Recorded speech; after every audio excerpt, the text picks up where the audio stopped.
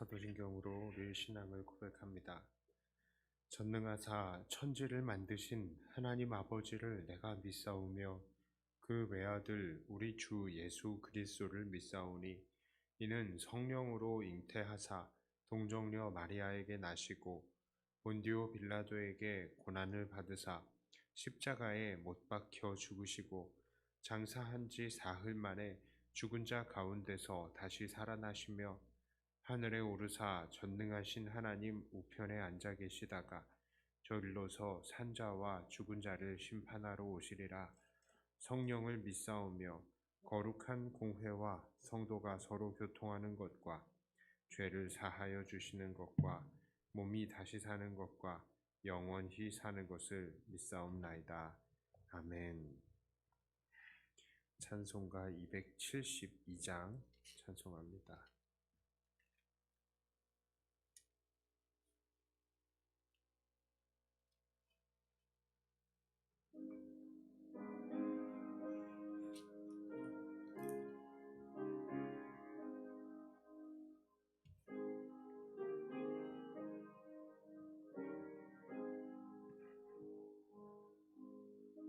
고통의 멍에 벗으려고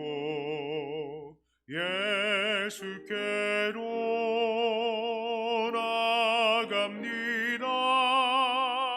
자유와 기쁨 베푸시는 주께로 갑니다. 병든 내 몸이 튼튼하고 빈궁한 삶이 부해지며 죄악을 벗어버리려고 주께로 갑니다. 낭패와 실망 당한 뒤에 예수께로 나갑니다. 십자가 은혜 받으려고 주께로 갑니다. 슬프던 마음 위로받고 이생의 풍파 잔잔하며 영광의 찬송 부르려고 주께로 갑니다. 교만한 마음을 내버리고 예수께로 나갑니다. 복되신 말씀 따르려고 주께로 갑니다. 실망한 이 몸 힘을 얻고 예수의 크신 사랑받아 하늘의 기쁨 맛보려고 주께로 갑니다. 죽음의 길을 벗어나서 예수께로 나갑니다. 영원한 집을 바라보고 주께로 갑니다. 멸망의 포구에 연하와 평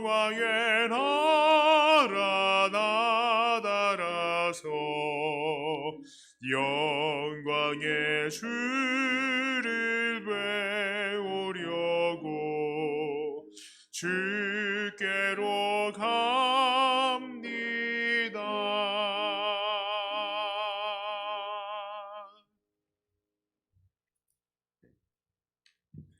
하나님 말씀은 이사야 16장 6절부터 14절까지의 말씀입니다.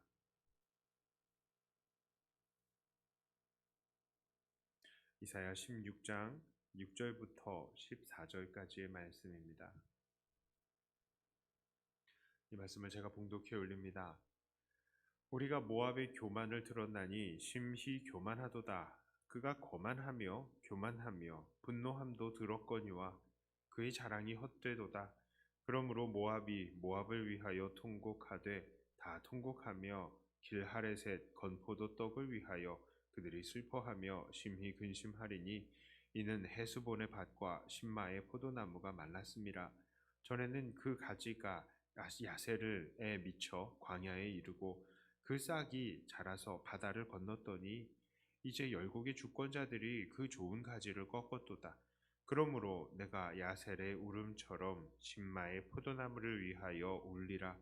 헤스본이여 엘르할레여 내 눈물로 너를 적시리니 너의 여름실과 네 농작물의 즐거운 소리가 그쳤음이라. 즐거움과 기쁨이 기름진 밭에서 떠났고 포도원에는 노래와 즐거운 소리가 없어지겠고 틀에는 포도를 밟을 사람이 없으리니 이는 내가 즐거운 소리를 그치게 하였음이라. 이러므로 내 마음이 모압을 위하여 수금같이 노래를 바라며 내 창자가 길하레셋을 위하여 그러하도다. 모압이 그 산당에서 피곤하도록 봉사하며 자기 성소에 나아가서 기도할지라도 소용없으리로다. 이는 여호와께서 오래전부터 모압을 들어하신 말씀이거니와 이제 여호와께서 말씀하여 이르시되 품꾼의 정한 해와 같이 3년 내에 모압의 영화와 그 큰 무리가 능욕을 당할지라. 그 남은 수가 심히 적어 보잘것없이 되리라 하시도다. 아멘. 오늘 본문은 지난 15장에 이어서 모압에 대한 심판에 관한 이야기입니다. 특별히 오늘 본문은 하나님께서 모압의 심판에 대한 이유를 기록하고 있습니다. 지난 말씀을 통해서 이스라엘과 모압의 역사에 대해서 잠깐 말씀을 드렸는데 그 중에는 심판의 이유가 모압이 이스라엘을 대적하고 또 자기들의 교만의 이 부분들이 있다라는 것에 대해서도 좀 어느 정도 언급을 했습니다.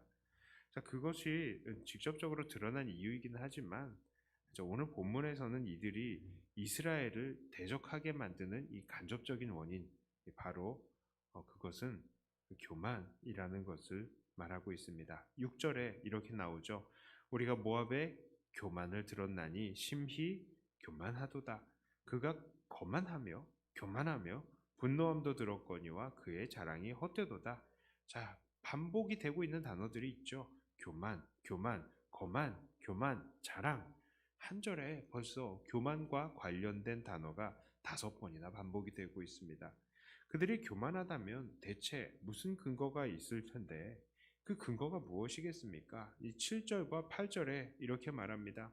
그러므로 모압이 모압을 위하여 통곡하되 다 통곡하며 길하레셋 건포도 떡을 위하여 그들이 슬퍼하며 심히 근심하리니 이는 헤스본의 밭과 신마의 포도나무가 말랐음이라. 전에는 그 가지가 야셀에 미쳐 광야에 이르고 그 싹이 자라서 바다를 건넜더니 이제 열국의 주권자들이 그 좋은 가지를 꺾었도다.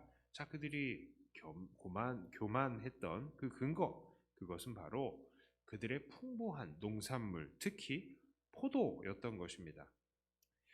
그들 모압은 각 지역의 이름들이 나오는데요. 정확하게 그 위치가 어디인지는 잘 모릅니다. 그러나 이 8절을 보니까 확실한 것은 그들의 포도의 가지가 광야에 이르고 바다를 건넜다라는 것을 보아서 그들의 포도가 이 동으로는 광야, 즉 아라비아 지역이고 또 서로는 바다 건너까지 수출되어서 그들이 좋은 수입원이 되었다라는 것을 우리가 알 수 있습니다.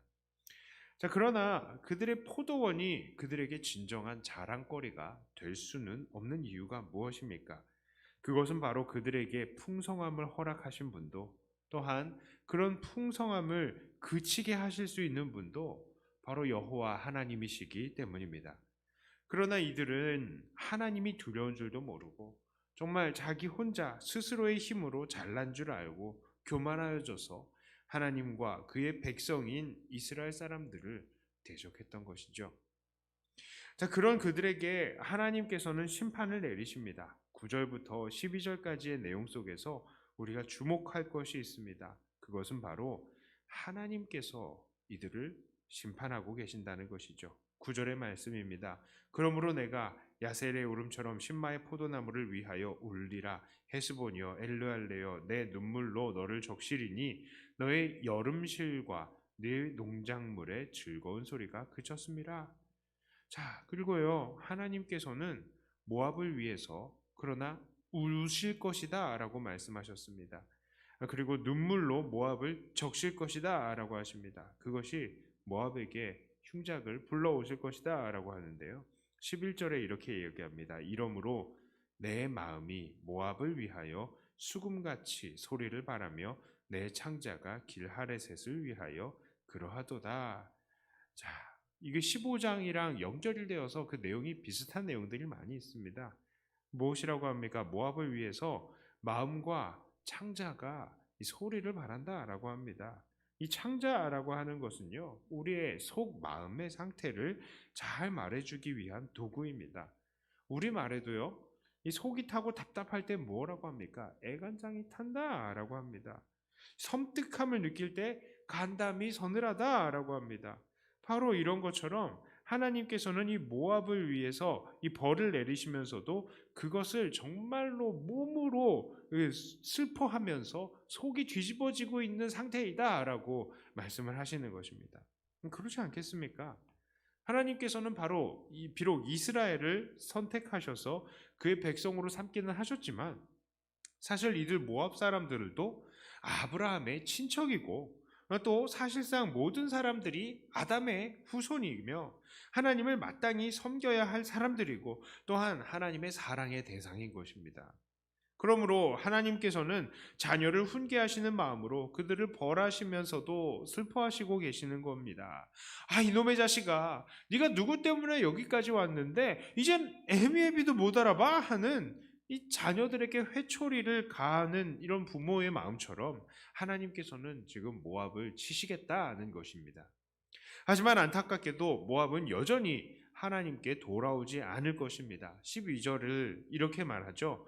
모압이 그 산당에서 피곤하도록 봉사하며 자기 성소에 나아가서 기도할지라도 소용없으리로다.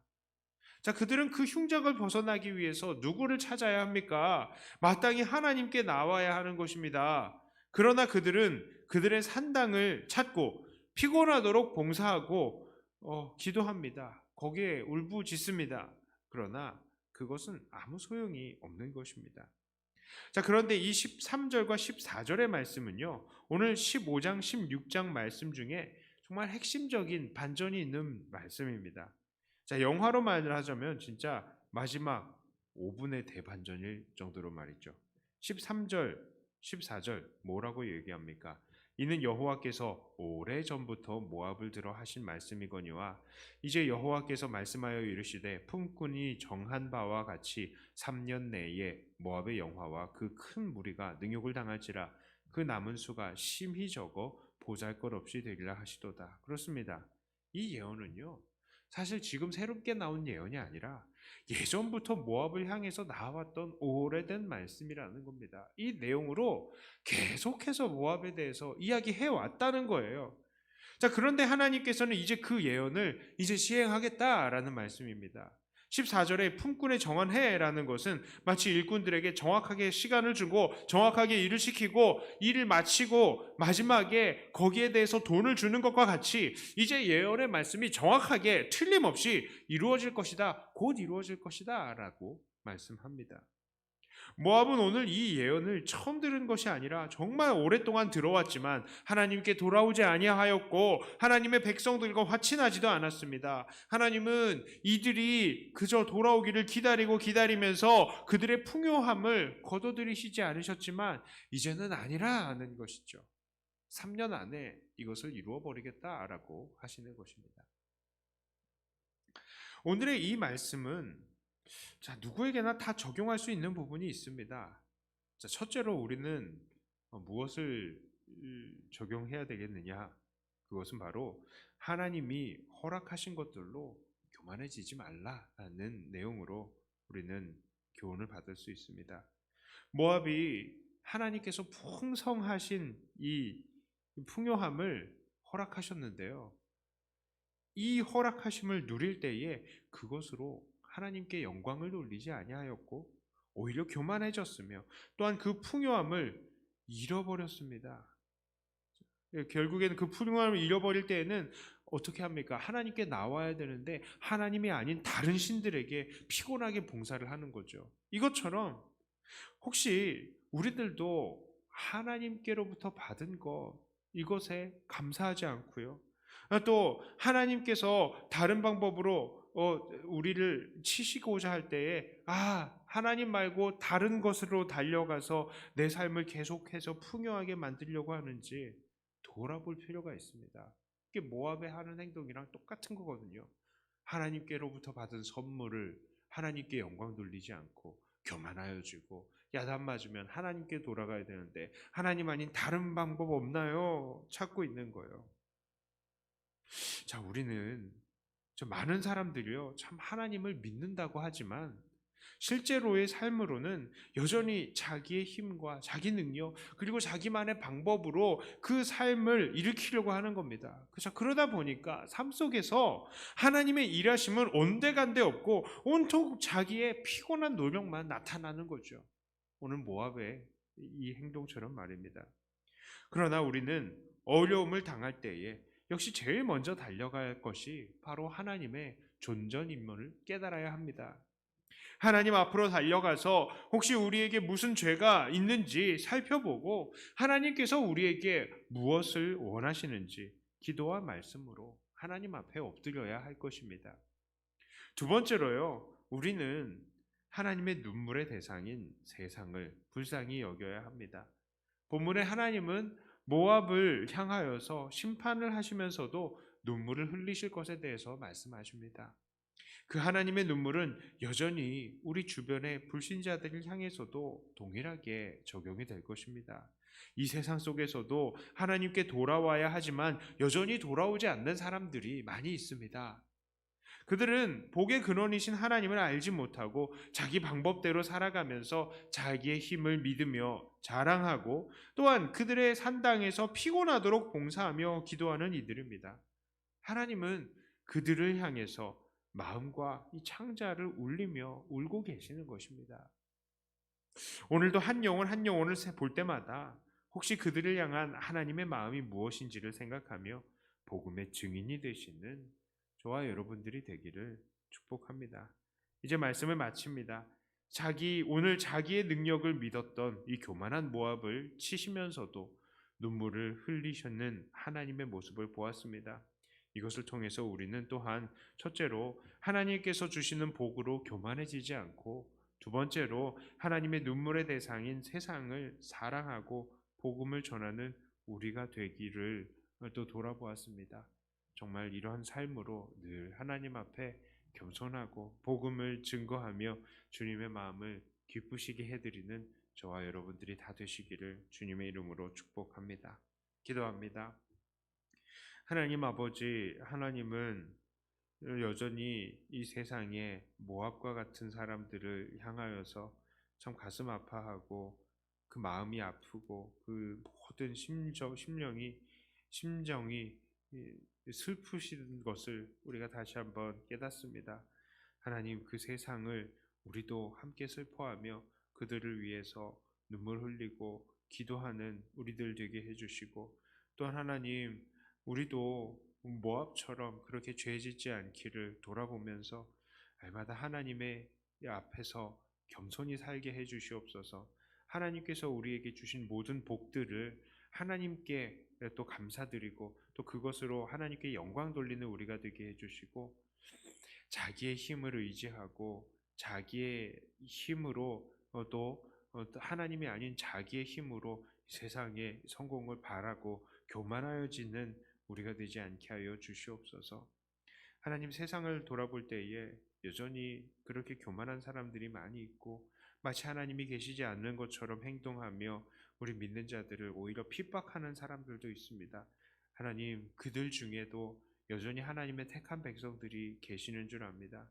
하나님, 그들의 마음을 움직여 주시고 그들의 그 공허함으로 찾고 찾고 찾다가 결국 하나님께 나아가는 그런 은혜 역사들이 있게 하여 주시옵소서. 오늘 주일입니다. 함께 온전히 다 모여서 예배드리지는 못하지만 하나님, 모든 형편들을 열어주시고 이 주일이 기쁨으로 모든 우리 믿음의 형제들이 다 모여서 예배드릴 수 있는 그런 은혜가 또 속히 올 수 있게 하여 주시며, 특히 연약한 지체들 우리 김현수 권사님 하나님께서 붙드시어서 강하게 하여 주시고 이 자리에서 함께 예배드릴 수 있게 하여 주시옵소서. 온전히 아버지 하나님만 영광 받으시는 이 기도의 시간이 되기를 원하며 우리 주 예수님 이름으로 간절히 기도드리옵나이다. 아멘. 하늘에 계신 우리 아버지여, 이름이 거룩히 여김을 받으시오며 나라의 임하옵시며 뜻이 하늘에서 이룬 것 같이 땅에서도 이루어지이다. 오늘날 우리에게 일용할 양식을 주옵시고 우리가 우리에게 죄 지은 자를 사하여 준 것 같이 우리 죄를 사하여 주옵시고 우리를 시험에 들게 하지 마옵시고 다만 악에서 구하옵소서. 대개 나라와 권세와 영광이 아버지께 영원히 있사옵나이다. 아멘. 하는 말씀 가지고 또 교회를 위해서 기도하시고 계속해서 하나님과 교제하시는 우리들 되기를 원합니다.